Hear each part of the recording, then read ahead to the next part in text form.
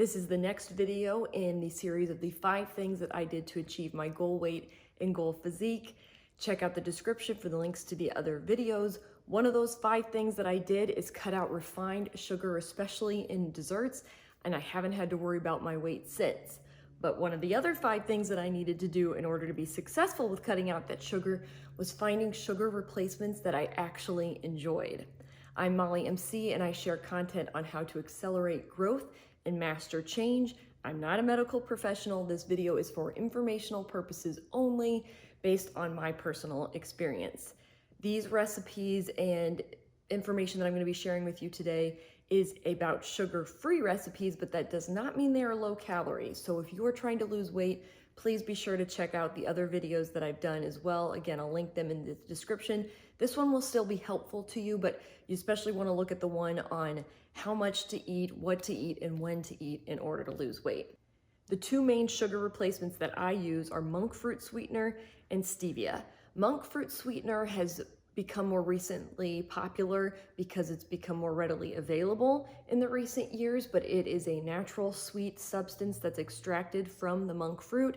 And stevia, that's been popular for a while, so most people are familiar with that.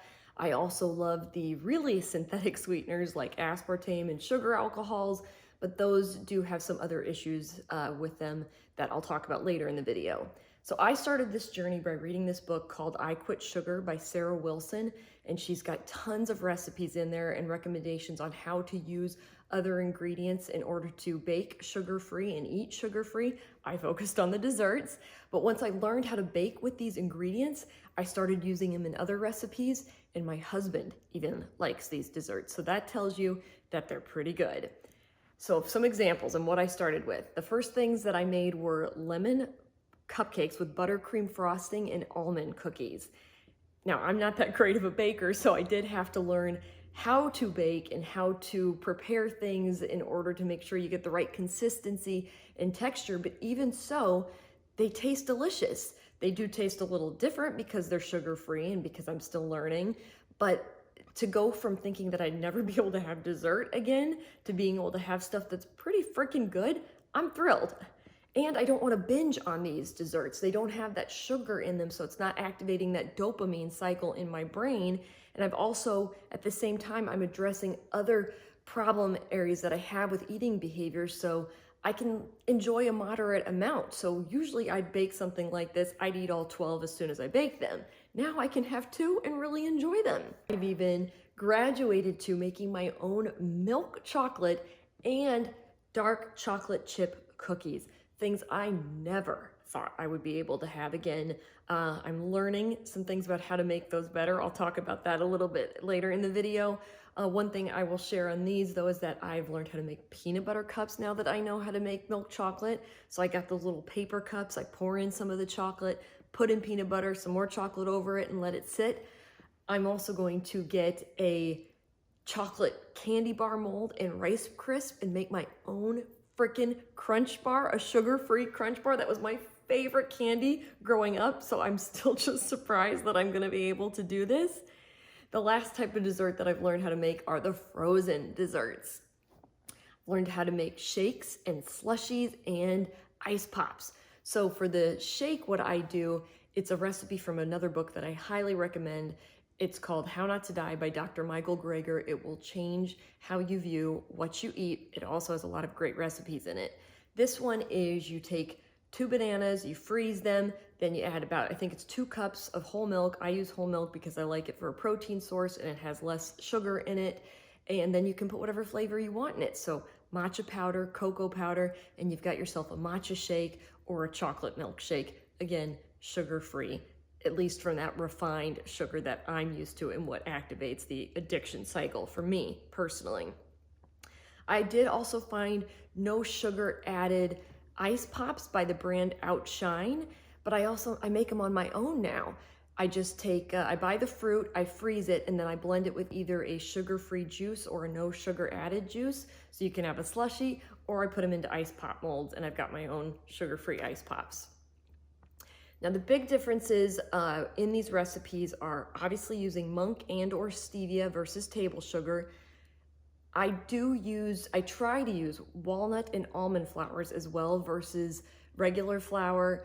Some people may not be able to do these recipes if flour is something that's triggering for them, but try the almond and walnut flours. Unbleached flour is another good option.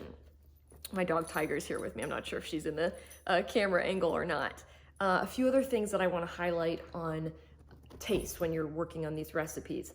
Get powdered monk sweetener. It's freaking delicious. In that buttercream frosting I make with the lemon cupcakes, amazing. In the chocolate recipes, I'm using powdered allulose. That's another very low calorie, naturally occurring sugar. In the milk chocolate, it's better because it makes it less grainy. Stevia, it has been hard for me to figure out the conversions, and it comes in so many different forms versus the monk fruit sweetener that I have is a 1-to-1 conversion, so I use that for the most part. Sometimes I'll add a little bit of stevia if it's not sweet enough. One thing I haven't found yet, I'm going to keep researching, is a brown sugar replacement.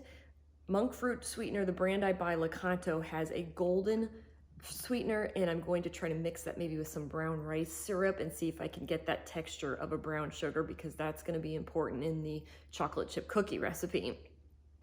I do still have to do a little bit more research on sugar-free cookies. That one's very new to me, and baking with dark chocolate in particular it's a little different than the milk chocolate morsels, and finding chocolate chips that are mostly dark chocolate too, because even ones that are 70% cocoa still have a decent amount of added sugar in them. So I do need to be careful with that. Now, some other hints in order to lower the calories that aren't sugar related, because there's so much butter in these recipes. So sometimes I'll replace the butter with margarine that has, I think, a third or less of the calories than butter. You can also do mashed plantains. I do that one in the lemon cupcake recipe. Freaking delicious. Can hardly taste the difference. It's wonderful. And it takes the calories probably down to maybe a quarter, if not even more of a decrease than that. I still need to research more on the flour options, especially with self-rising flour. I haven't found a very good substitute for that. With baking in general, consistency and texture and how things are prepared while you're even, or before you even put them into the recipe is so important. So that's why it takes some research and trial and error when using different ingredients than the typical ones. But the funny thing is, now that I've done all this baking, I realized how much these recipes are mostly butter, and it kind of grosses me out. Not enough, obviously, because I'm still eating plenty of these foods, but it's changed how I view their deliciousness. I'll just say it that way for now. Now to the more synthetic sweeteners. I am drinking a lot of diet soda, but they're making diet soda so much better than they used to, unless it's just because I have to drink it now. It's finally tastes good to me, but they've got those zero sugar options along with the diet options, so they're kind of changing the ingredients a little bit. It does help the taste, but it's got a lot of aspartame in them still, so that's one of those chemicals that I know I'm having too much of, but that's where I'm at right now. I'm enjoying my diet soda, my sugar-free energy drinks, sugar-free health drinks, and a lot of flavored water. Coffee is big for me, so I use the sugar-free creamers. I put some monk fruit sweetener in them, and that really helps with that aftertaste that some of those sugar-free creamers have. It masks it, but adds flavor and lightens the coffee. I love it. I do eat a lot of the sugar alcohol still, and again, that's another chemical I'd like to get away from just because it's not good in the digestive system. And when I eat too much of that, let's just say my husband doesn't really want to sleep in the same room with me, so I do have to watch the sugar alcohols. I love this brand, Bear Bells. Their protein bars are freaking amazing. I just found this new company called Magic Spoon. They make these protein treats that are basically like Rice Krispie bars. What I love about these is they've got almost 20 grams of protein in them. And now that I'm working out so much, that will be one of my other videos, I need that protein. So I'm getting a fun dessert along with a lot of great protein. There's a few other brands that again are high in sugar alcohols, but they make delicious options. So if we can eat them in moderation, I think they're a great substitute. There's Quest. There's Atkins, a brand called Legendary that has basically their own version of a Pop-Tart now. Freaking awesome. Klondike has no sugar added Klondike bars, both in vanilla and crackle flavor. The brands Murray and Voortman make a ton of different sugar-free cookies that are all very delicious. And then of course there's sugar-free candies from Russell Stover's and Hershey's. These taste really great. I can't eat the sugar-free candies at all. Candy is the main form that my sugar drug of choice came in, so I have to stay away from it because even though it's sugar-free, I will still binge on it and I basically get sick. But if you can eat those in moderation and they don't cause problems for you, or even not in moderation and they don't cause problems for you, but they prevent you from eating that high calorie sugar that does cause problems for you, it's a workable substitute. So yes, I've made a lot of progress, but I'm still very much a work in progress. I'm 42 years old, so I'm giving myself some time to make these changes that I want to last for the rest of my life. And I literally came out of the womb addicted to sugar, so I give myself grace. You should too. Try this stuff out, see what works, and keep adapting. I've got 3 more videos in this series, so please subscribe to be notified, and I will see you in the next one.